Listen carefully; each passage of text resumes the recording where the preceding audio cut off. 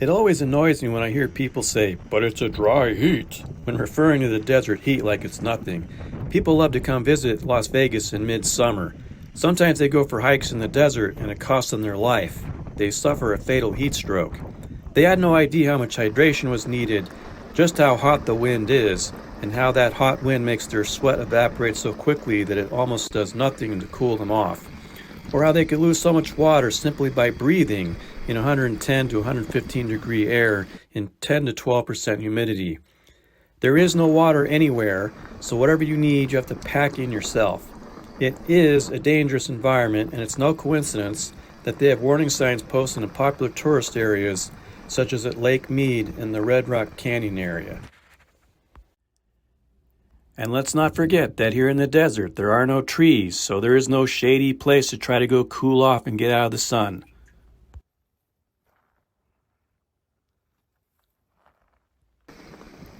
As a veteran of now 42 Las Vegas summers, let's see how much hydration I typically need for a 2-hour, 12-mile mountain bike ride with about 1,200 feet of elevation gain at 5:30 a.m.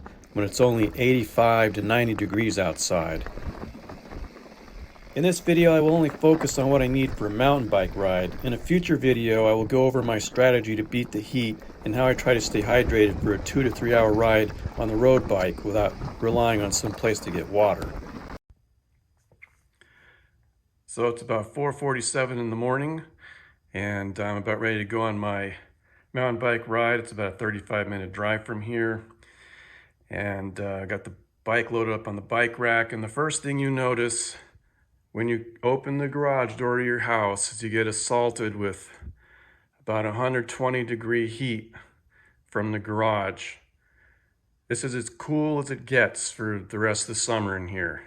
One of my least favorite parts about doing summer rides is being assaulted by the heat as soon as you open the garage door.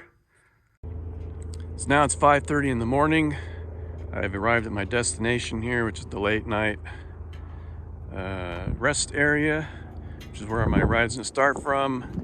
And it's a nice cool 80 or so degrees. There's a slight breeze. For hydration today, I've already drank 12 ounces of water with my vitamins and stuff this morning. I had my 20 ounces of my energy drink that I always have every morning with my almond milk and stuff. I've got a frozen solid 24-ounce Camelback bottle, and I've got 56 ounces of cold Powerade in my hydration pack here. And by the time I'm done with this ride, I'll probably went through the majority of this. So it's been 11 minutes. I've went about just under 1 mile. I've climbed 233 feet. Now I'm at a place called Upper Tunnel, which is a drainage tunnel that goes underneath Highway 160. And when I get to the other side here, I'll be on a power line road for a little ways till I hit the Dead Horse Loop Trail. And if you're not used to being in a desert environment, if you're coming from a humid environment and you visit here, one of the first things you're going to notice is how quickly your mouth and throat will dry out. Like, for someone that's used to the humidity, probably like 5 minutes they'll feel like they need to drink a gallon of water. But it's a dry heat. Now I'm at the Dead Horse Loop trailhead off this power line road. Been riding for 22 minutes 46 seconds. I've climbed 441 feet and 1.9 miles. I've not had anything to drink yet, but my mouth is quite dry, so I think it's time for my first drink of hydration. This is just a look at the Dead Horse Loop Trail. This is what I have ahead of me.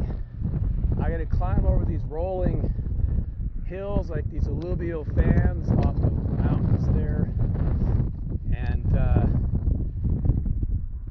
climb eventually all the way to kind of the saddle of these mountains here.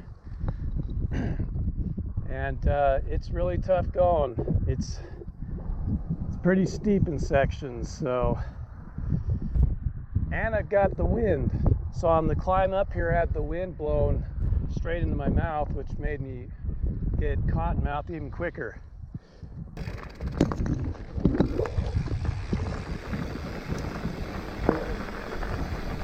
I'm usually going up this part of the trail, not used to looking at it from this angle.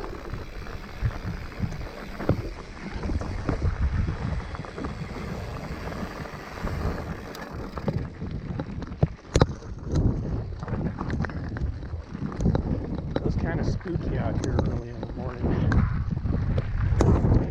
I've seen coyotes out here before. I'm not scared of coyotes, but I was surprised to see one.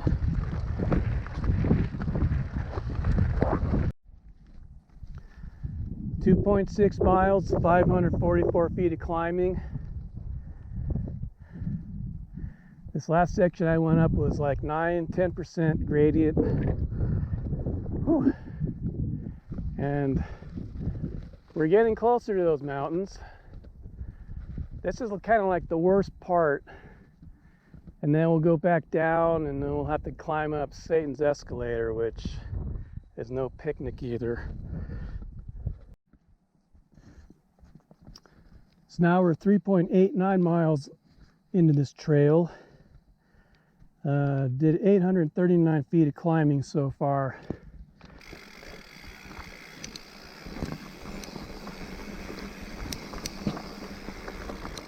I'm now 48 minutes into my ride.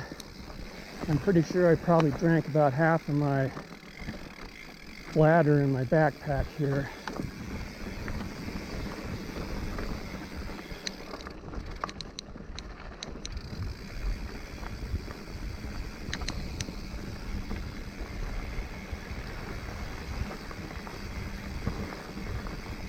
I sweat a bit too because I've been working really hard getting up here, and you couple that with 10-12% humidity.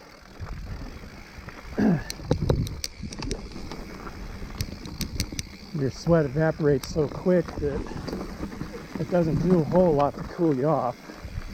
That's why the best time to go on these kind of rides is, in my opinion, at like 5:30. I know some people like to do night rides, but for me that doesn't work. It's still 100 degrees like at midnight.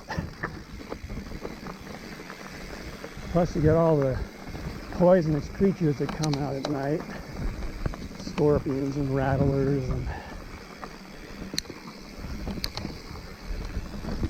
my night vision is really terrible because my left eye is messed up from shingles getting in it in 2016. So low light conditions are really kind of a no-go for me.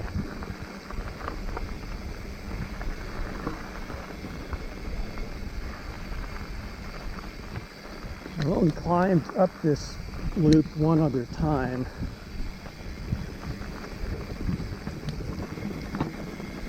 Not totally familiar with where the trail goes, but I do remember there's this part where we have to climb up again, get over this next hill, and then Satan's escalator will be right behind this. And this is the area where I saw the coyote I was mentioning earlier.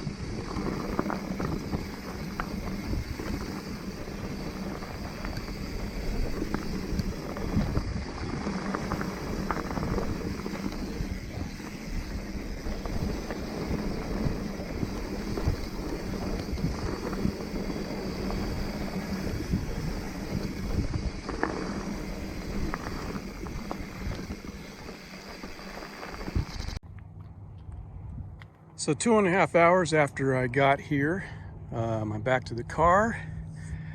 It's probably, feels like it's about 93 or 94 degrees already, and it's like 8:10 in the morning. I went through all of my entire bladder pack here, all 56 ounces of my Powerade gone. I haven't started my water bottle yet, but it was frozen solid. Now it's not frozen anymore, but it should still be cool to drink.